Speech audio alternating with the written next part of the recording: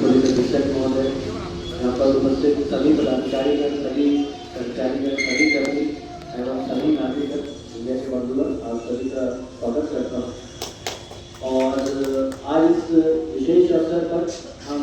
हमारे संघी के द्वारा और इसमें कितना महत्वपूर्ण योगदान बाबा भीमराव अम्बेडकर जी का रहा, ये हर कोई इससे वाकिफ है। और किस तरीके से समाज में सामाजिक और आर्थिक समानता है, इस पर हमेशा बाबा अम्बेडकर का जोर रहा, क्योंकि भारत उस समय उसमें बहुत प्रकार की समानताएं थी। कुछ वर्ग थे वो आगे थे, ज़्यादा समझ थे, उनके पास ज़्यादा बेहतर अवसर थे, राजनीतिक रूप से इलेक्शन लड़ने के लिए, पढ़ाई के अवसर, रोजगार के अवसर, परंतु वही अवसर कुछ वर्ग के लोगों के लिए उपलब्ध नहीं थे। और इसी असमानता को दूर करने के लिए आप लोग जानते हैं कि बाबा अम्बेडकर ने तो सिविल सेवा की परीक्षा भी उत्तीर्ण की थी, परंतु उन्होंने वो एक सरकारी अफसरशाही करने का जो अवसर था उसको त्यागा और उन्होंने माना कि समाज में परिवर्तन करने के लिए उनकी जो सोच थी उसके लिए उन्होंने एक अलग राह चुनी। तो इसके लिए हम उन्हें नमन करते हैं। और हम सभी जानते हैं कि बाबा अम्बेडकर जी एक महान अर्थशास्त्री भी थे, उनको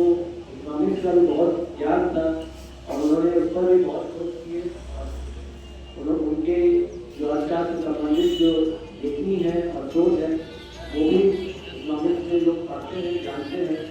तो मुझे यही लगता है कि बाबा अम्बेडकर ने जिस तरीके से एक समूचे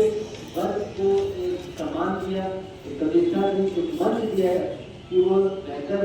अपना जो दम है अपनी प्रतिभा के अनुसार अपना कार्य कर सके। और संविधान में इस प्रकार से मौलिक अधिकारों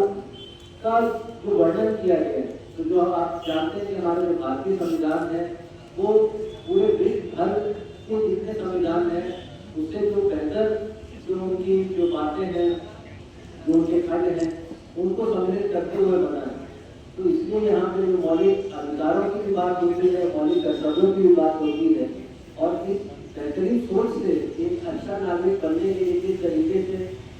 हर व्यक्ति को अपने अधिकारों का भी ज्ञान रहना चाहिए, परंतु साथ ही साथ उनके कर्तव्य क्या है देश के प्रति, समाज के प्रति,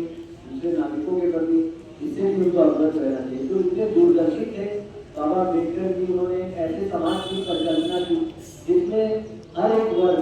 समानपूर्वक रह सके, किसी को दूसरे वर्ग पर निर्भर नहीं होना पड़े, किसी को किसी के सामने सर नहीं झुकाना पड़े और हर एक व्यक्ति अपनी बिना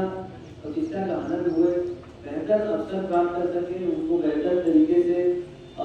मैं समझता हूँ जैसे आरक्षण नीति बनाई गई तो एक समुदाय विशेष को ये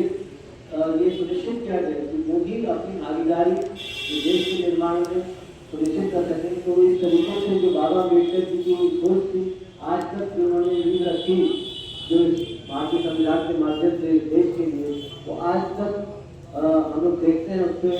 जो देश आगे विकसित होता जा रहा है। और अभी भी उसमें कोई बहुत ज़्यादा मौलिक परिवर्तन अभी भी हमारे संविधान में नहीं हुआ। ये दिखाता है कि कितना ज़्यादा सोच विचार करके हम लोग का संविधान बनाया गया और उसमें जो बाबा अम्बेडकर जी का योगदान है वो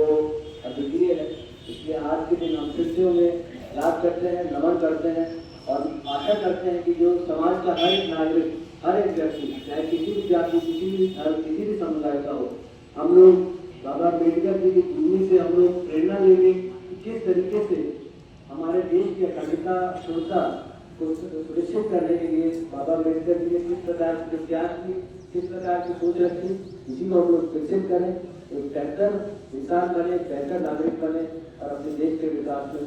अपनी पूर्ण सहभागिता निभाएं। तो इसी के साथ सभी लोगों को बहुत बहुत धन्यवाद। जय हिंद, जय बिहार। सभी यहाँ एकत्रित हुए हैं, सदस्य और सम्मानित नागरिक यहाँ से उपस्थित होकर आज हम लोगों ने नमन किया, उनको याद किया। और उन्होंने जो एक बेहतर विकसित देश की जो परिकल्पना की, हम लोग जानते हैं कि वो हमारे संविधान के निर्माता थे और किस तरीके से समाज में जो आर्थिक और सामाजिक असमानता है इसको किस प्रकार से दूर किया जाए, जो शोषित दबे कुचले वर्ग हैं उनको बेहतर अवसर दिया जाए और जिस प्रकार से उन्होंने देश की एकता, अखंडता और अखंडता की एक जो सोच विकसित की, तो ये आज की तिथि में जो एक हमारे भारतीय संविधान में मौलिक अधिकार हैं और मौलिक कर्तव्यों की बात की जाती है, तो वो हम सभी को प्रेरित करती है कि हम सभी बेहतर इंसान बने, बेहतर नागरिक बने और अपने देश को विकसित करके आए। और आज प्रोग्राम जैसे हाँ, वो हम लोग का यहाँ विकास शिविर का आयोजन जो जनजाति विभाग के देशानुसार आयोजित किया जा रहा है, तो इसे आपको और इसके लिए जो हमारे 22